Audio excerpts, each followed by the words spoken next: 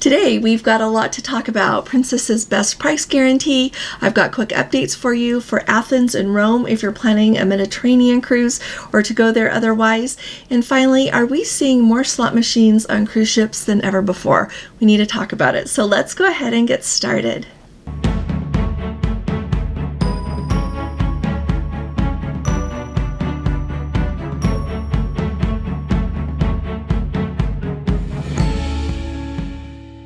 Hi there, this is Allison with Let's Go Travel Tips.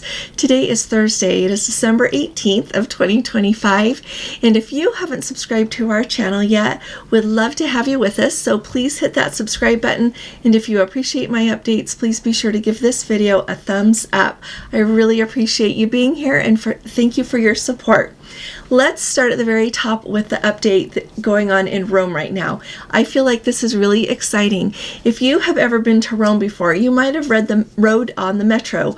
I have ridden the metro many times in Rome, and a couple of things that I think you need to know about, which is so exciting. So Rome has a really rather limited metro system, and it's because every time they dig to add more metro lines, they always run in to a lot of archaeological artifacts, and it ends up turning into an archaeological dig.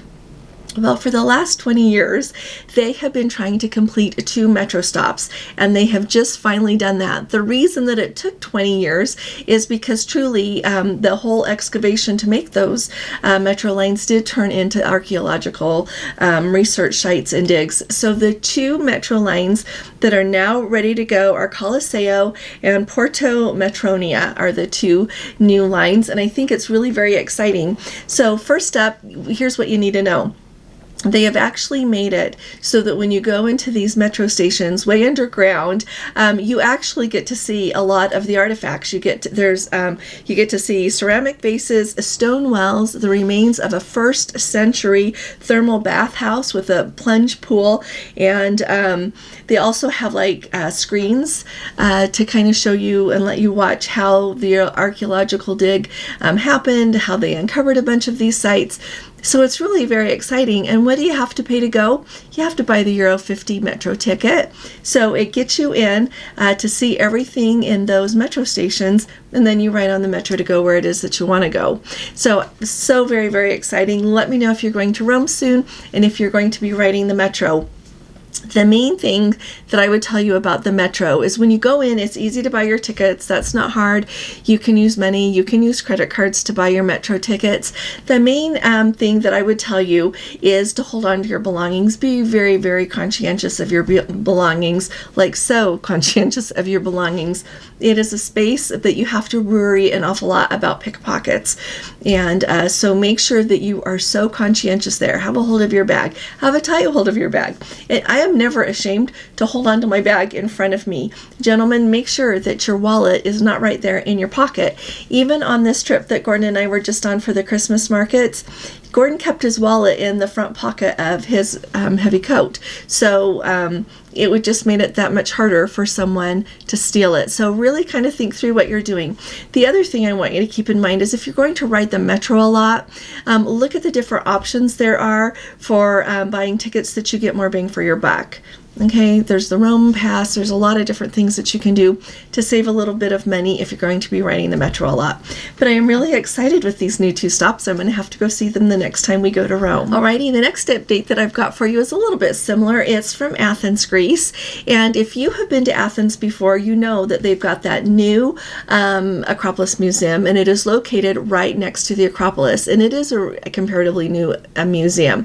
But they have the National Archaeological Museum, which is not by the Acropolis there, a different part of town, and it is absolutely packed with artifacts, everything from sculptures, bronze works, mosaics.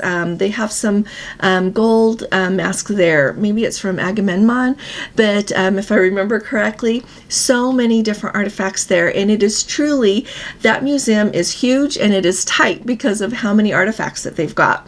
Well, they just barely voted to spend $40 million expanding and updating that museum. So they are not only going to be updating the infrastructure, but they are also going to be expanding some of the exhibition space. So, which I love, because the last time I was there, which would be, I think we went there last October when we were there. The first time I went would have been in the early 2000s, but it still is the same as it was in the early 2000s.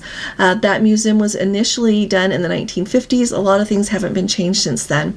And so it's really exciting that they're going to expand the space so that they can exhibit not only more artifacts, but have a more beautiful way to exhibit what they've got. They have a lot of textbook pieces there that if you're studying art history, those pieces are going to be in your textbooks. And so it's a remarkable museum to visit. If you have never been there, I absolutely suggest you adding it to your list of things to do when you're in Athens. And it's one of those places that you can go and spend a whole day. You can spend 2 days. You can spend longer if you would like to, or you can just go for an afternoon. Go for a few hours just to get the feeling of it if that's all the time that you've got. And if you do the hop-on, hop-off bus, there's a stop right by the National Archaeological Museum, so you can hop off the bus, go see it, and get back on the bus and continue your tour. It's really very handy. There is not a date listed for this renovation to be completed, but I thought you would like to know about it. I'm excited to see it when it's done. Now, let's talk about Princess's better than best price guarantee. So I have noticed things coming and going with this. I didn't know if anybody else had until somebody asked on my Facebook group today. So I feel like it's really important to talk about this.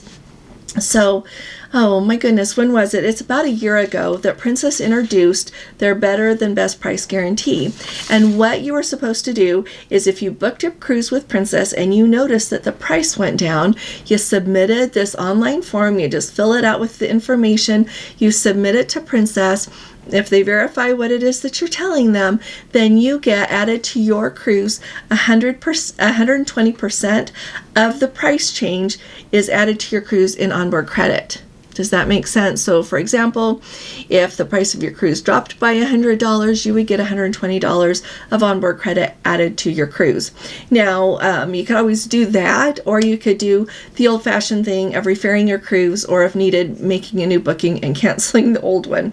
But some people really like onboard credit. Some people would really rather have the money in their pocket, making a new booking or referring the booking that they've got. But here's the really interesting thing about it. I have noticed it not showing up lately in the information that they put. So every time Princess puts out a sale, you'll probably notice there's this little asterisk somewhere in the main announcement for whatever the promo is that's going. You scroll down a little bit and you'll notice that there's a little box somewhere on that webpage where you can click and it drops down to tell you all of the terms and conditions.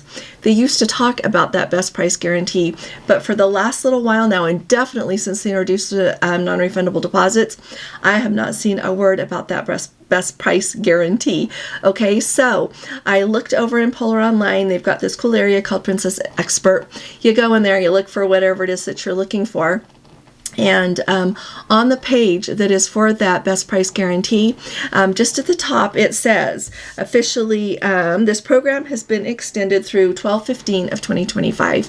Clearly, we are 3 days past that date. And so I am thinking and hoping that if you have a cruise that you booked that had that promo as part of the terms and conditions, that you can still do that. But as time goes by and we get further and further away from when those cruises were booked, and we get closer to final payment for them, then the usefulness of that goes away. The bottom line is we have to keep our eye out for it. If you did book and you know that cruise that you booked, the promo carries the better than best price guarantee, you can still go ahead and fill out that form and submit it to Princess for them to add the extra onboard credit for you. If they don't add it, pay attention to it. They usually do it really quickly when they do it. So if they don't, just kind of keep your eye on the promo and decide if you want to risk making sure that they add that onboard credit, or if you want to cancel and then rebook or refare the cruise that you've got and actually just have the savings in money. Hope all that made sense. Let me know what your questions are about it though. So the bottom line is, I think it's being phased out. I'll look every day and let you know if I notice a new update on the webpage there in Polar to let you know if they extend it anymore. Okay, but as of right now, it's not in effect anymore. So yeah, let me know what you think about all of that. Okay. And you know what? Would you rather have the onboard credit, or would you rather have the money in your pocket? Tell me that in the comments. I personally would rather have the money in my pocket, because the money in my pocket, I don't have to worry about spending on board, and I just never have to pay it. It stays in my savings account. Okay, so let me know about you. Okay, so for some time now, we have been talking about the fact that a lot of the Take 5 lounges on Princess ships are turning into just extensions of the casino. A lot more slot machines in there. Gone is the nice lounge for the jazz music. Lovely place to relax in the afternoon. We've got slot machines there now. Well, several people have emailed me who have been sailing on Holland America lately, and now the Ocean Bar on several ships that people have reported are starting to have slot machines in them. People are not happy about that, because people that enjoy the Ocean Bar want to enjoy the Ocean Bar, kind of like the people that were enjoying Take 5 want to enjoy Take 5. Let me know if you have been sailing on Holland America and noticed that change. Let me know what you think about it. Do you like that change? Are you happy to have the opportunity to have more slot machines? The thing that really interests me is that on some of the ships, Take 5 is a smoke-free casino with those slot machines, and then on some ships, the old casino, or the original casino as you would have it, is now non-smoking, and the Take 5 is smoking. Really interesting, isn't it? So let me know what you're seeing on the ships. Just drop it in the comments. That will help people that will be sailing on those ships soon. Plus, I like to know what's going on. And let me know if you think this is a good move.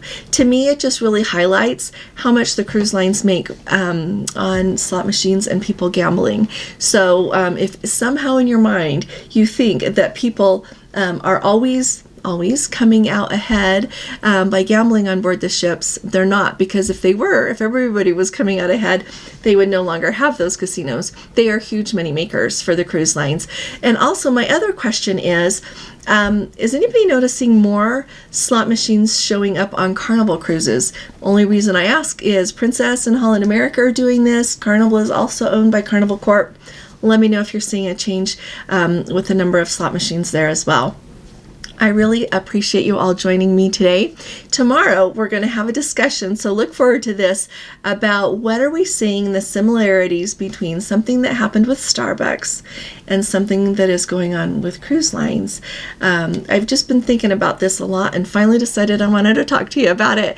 And so I look forward to seeing you tomorrow. Thanks for joining me today, and I'll be talking to you all again really soon.